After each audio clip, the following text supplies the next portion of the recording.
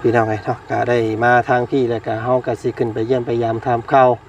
เบิ่งครอบครัวที่เพิ่นอยู่สูงกว่าหมู่ในหมู่บ้านพี่น้องเอ้ยเนาะก็เป็นจังไดแล้วเฮือนซ่านหรือว่าลูกเต้าเราพี่น้องเอ้ยเนาะเป็นตาคลอดแล้วบ่พี่น้องเอ้ยโอ้ผู้ใดเราน่ะพี่น้องเอ้ยยังค้ำเอวท้องบักใหญ่นึงพี่น้องเอ้ยเนาะใกล้สิคลอดแล้วบ่จักเด้อเนาะไปเนาะทักทายสบายดีเด้อบ่พี่น้องบัดสุขสุขคนไปพี่น้องเอ้ยได้มาแล้วก็ขึ้นไปเยี่ยมไปยามเราอีกก่อนมื้อนี้โตเนาะวิวธรรมชาติดีพี่น้องเอ้ย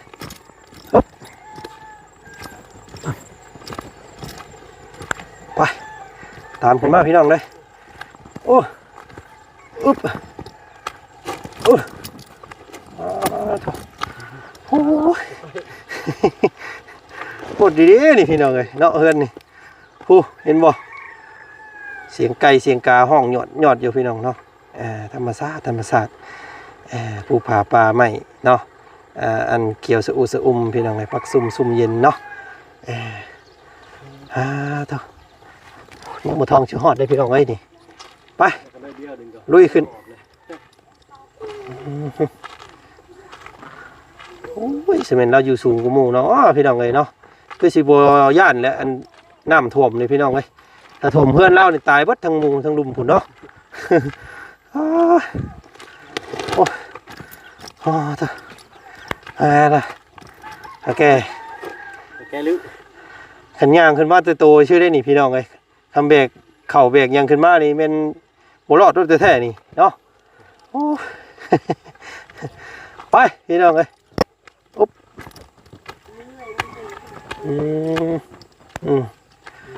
โอ้ยเนาะเพื่อนซ่านเพิ่นก็ได้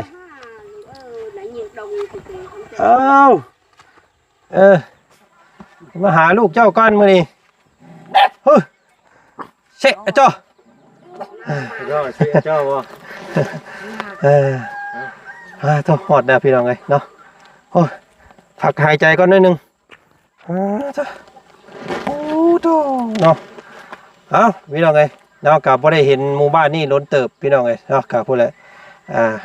เดินชานบ้านซองเพิ่นกับสิประมาณ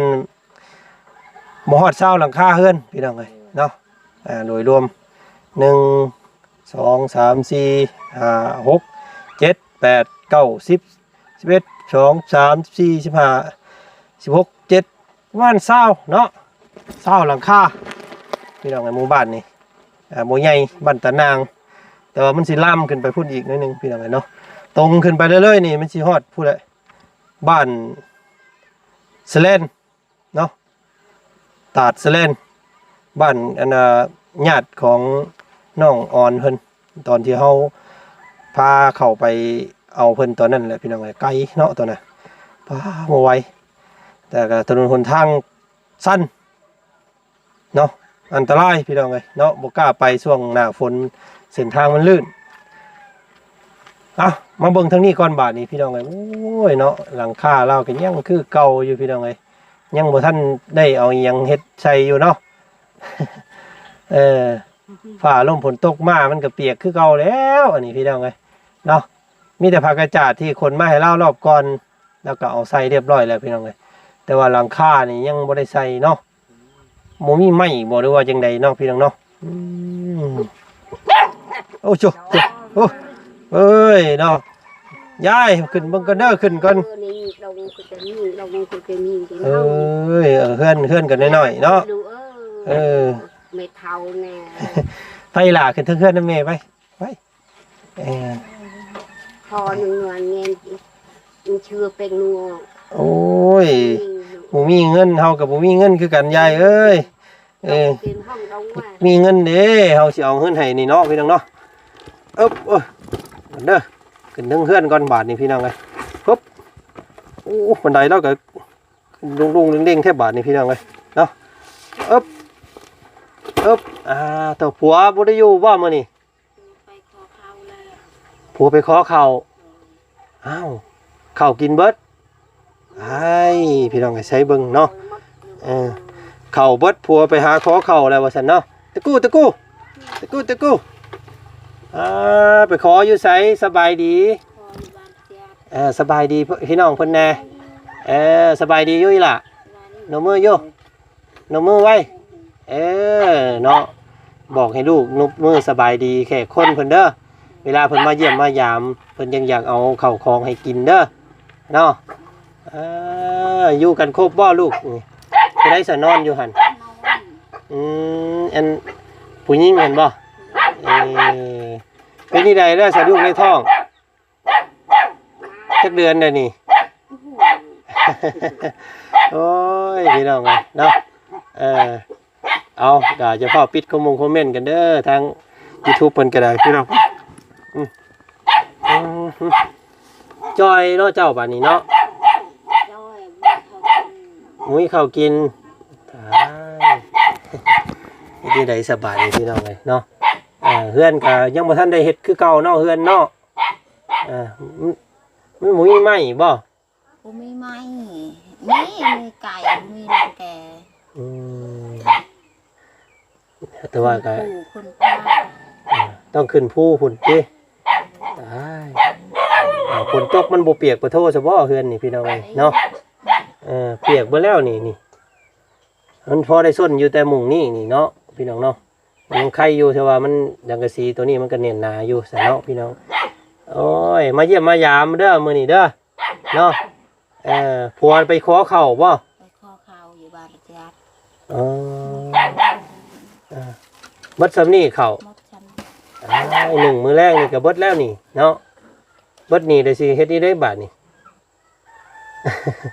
กินทำไมล่ะมั้ง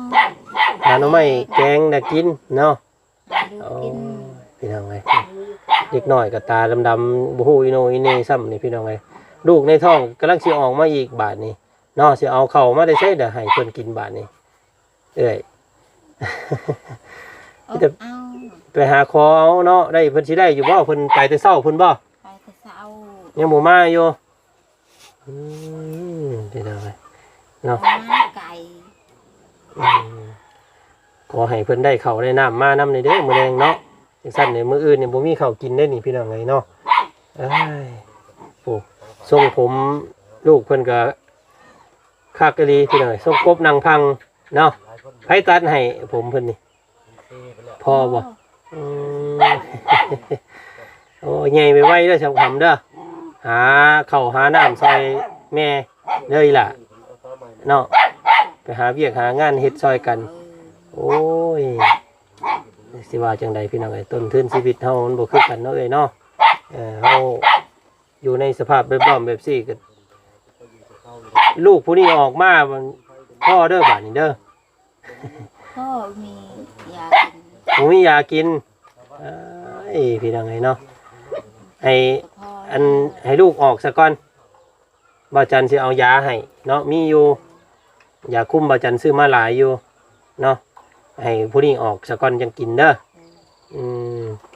ได้ลูกก่อนพอแล้วเนาะบ่ไหวได้นี่พี่น้องเอ้ยเนาะลูกอดข้าวอดน้ำโอ้ยออกมาหลายคนบ่มีข้าวบ่มีหยังให้เพิ่นกินแล้วก็บ่อีบะเพิ่นซะบ่เนาะจักสิเฮ็ดจังไดเนาะเอ้ยเนาะสพี่น้องไอ้มื้อนี้มาเยี่ยมมายามบ่มีหยังหลายเด้อมีเนาะเก็บนึงพอได้ต้มสู่ลูกกินมื้อแลงเด้อเอาเนาะเนาะต้มสู่กินพอดีได้หั่นพี่น้องไอ้เนาะก็30กล่อง30อันถุงนั่นก็สิได้อยู่หรอก2 มื้อ 3 มื้อเนาะต้มห่อ1 2ห่อพากันจ้ำกับข้าวเด้อเนาะอันนี้ขนมกับนมนี่ปลาเอานมมือเอาอีหล่ะนมมือนมมือพี่น้องไงซื้อนี่ใดเกาะผู้นี้ซื้อเพช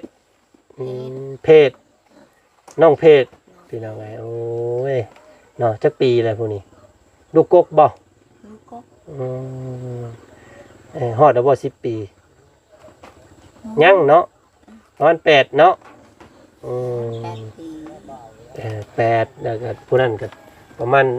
6อันนี้4 ปีแล้วลูกนั่นนี่พี่น้องเอ้ยเนาะหัวส้นหัวกันออกมาเนาะโอ้ยพ่อเลยเด้อบัดนี้เด้อเนาะ เจ้าจึงจำนำไว้เด้อเนาะออกลูกออกมาแหละกินยาโดดเด้อเอาเนาะนมมือให้เพิ่นนมมือเอาเนี่ยขอบใจท่านเนาะสอนเพิ่นนำเด้อเข้าโรงเรียนนี่เด้อเนาะมุ้ยฮอดเงินสิส่งเพิ่นเข้าโรงเรียนซำนะพี่น้องเอ้ยเนาะมีแต่อยู่ตามดินตามหญ้าเอาล่ะนมมือก่อนโอ้ยเนาะลูกก็กำลังปิดแต่ฮักแต่แพงซ้ำพี่น้องเลยเนาะก็อดข้าวอดน้ำแต่ละมื้อก็ได้เนาะเอ้ยพี่น้องเฮ็ดจังไดล่ะบาดนี้ใกล้ได้นี่เนาะเอ้ยเนาะยังคาบ่ยังก็ยังประมาณเดือน2เดือนนี่ก็คลอดได้นี่พี่น้องเอ้ยแต่สิอยู่พื้นอยู่ไผอยู่ไสบาดนี่คิดว่าสิอยู่ไผอยู่หมู่ใดกันห้องไว้อันลูกนี่นอนใช้ลูกมื้อกลางคืนมานอนอยู่ไสพ่อกับแม่เด้นอนพังนั่นบ่โอ้กันห้องไว้อยู่พี่น้องเอ้ยนะเอ้ยเพิ่นก็ได้ให้ลูกนอนอยู่พี่ใครอยู่มุ้งซื้อมาให้เด้เนาะกลางแล้วบ่มุ้งกลางอยู่บ่กลางเด้อเนาะกลางค่ำกลางคืนมายุงมันหลายเนาะเป็นไข่ได้พี่น้องเอ้ยเนาะมารอบก่อนน่ะหมอนึงฮะโอ้ผ้าห่มมาไว้เลยบ่ได้ใส่ซ้ำผ้าห่มซื้อมาให้บ่กับศาสตร์เพิ่นก็บ่ได้ปูซ้ำพี่น้องเอ้ยเนาะเอาไว้ปูพื้นนึงเอาไว้พื้นนึง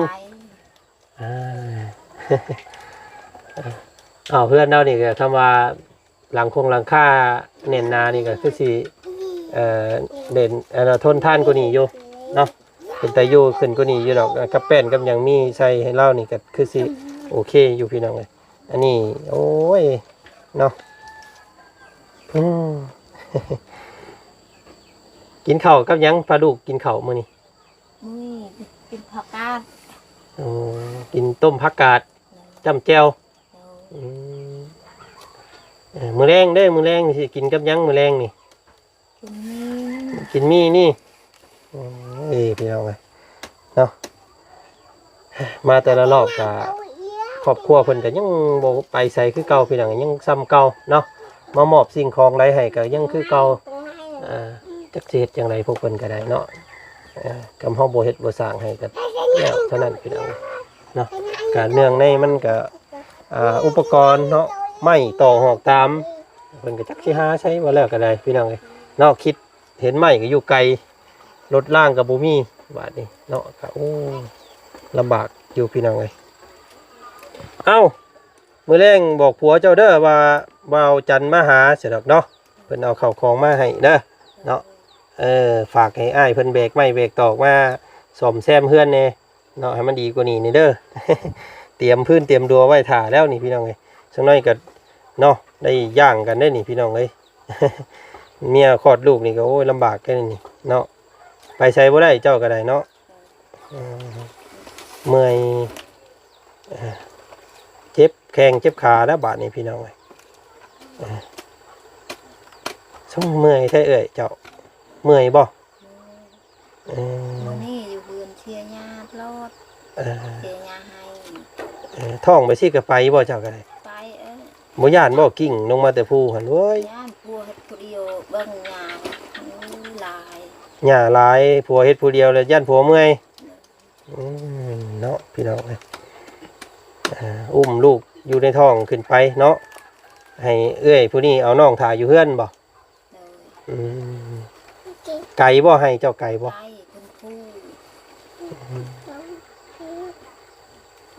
คือสิเมื่อยสำหรับก็ได้เนาะเลือดยางสิพ่อลูกอยู่บ่เด้พี่น้องเอ้ยเนาะได้ลูกได้เต้าออกมานี่ยังเมื่อยกว่าเก่าแล้วนี่เนาะ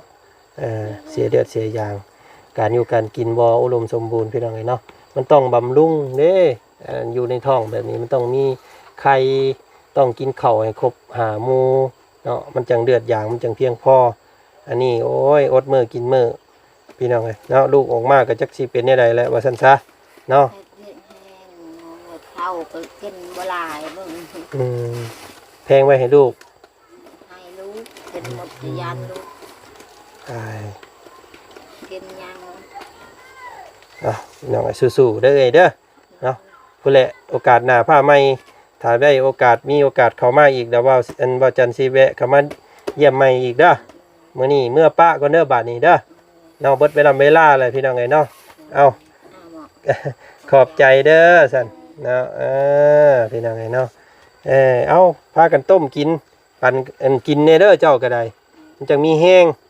เนาะให้แต่ลูกกินแล้วตัวเองบ่กินแล้วโอ้ยพี่น้องเอ้ยเนาะบ่มีเหือมีแห้งแล้วนี่เนาะระยะนี่ไหนเจ้านั่นเฮ้อโอ้ยเบิ่งมีเงินให้เด้เอ้ามีเงินซ้ำนี่อันเอาให้ไว้ซื้ออันเป็นนัวกินเด้อดงลงยกกี้ยงดงน้อยเนาะดงกะเหลืองน้อยๆโอ้พี่น้องเอ้ยจังได๋ฮะอ๋อ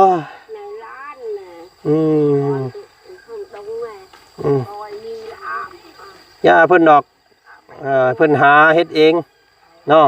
ครอบครัวเพิ่นแหละเพิ่นก็เลยเฮือนเจ้าตัวนี้พี่น้องเราอยู่ผู้เดียวเราอยู่กับไผเฮือนเจ้าอยู่กับไผเอ้าพี่น้องเอ้ยเนาะ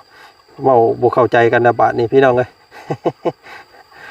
ไปนอกจากสภาพอากาศนี่งามพี่น้องเอ้ยเฮือนซ่านแต่ว่าเฮือนซ่านคนบ่งามเนาะการเป็นอยู่หลักๆแล้วพี่น้องเอ้ยสังเกตเบิ่งเพิ่นบ่ฮู้หลักการใช้ชีวิตเนาะบ่มีการวางแผนในครัวเรือนเอาลูกกับทรายเนาะแล้วแต่สิหลั่งไหลออกมาแต่ที่นี่การอยู่เกียนกินมันบ่เพียงพอเนาะถ้าเรือนหนึ่งลูกคนหนึ่งสองคนเนาะพ่อแม่กับบ่กังวลเรื่องลูกเฮ็ดเวียกเฮ็ดงานซอยกันก็คือสิดีกว่านี้เนาะอันนี้โอ้ยพี่น้องเอ้ยคือสิเด้อนี่ลูกอยู่ในท้องไปใส่ก็บ่ได้สิเฮ็ดสวนเฮ็ดหัวซอยกันก็บ่ได้เคยนิ่งน้ำลูกเนาะแล้วก็หนึ่งมาในการปลูกพังพืชพักพวกเพิ่น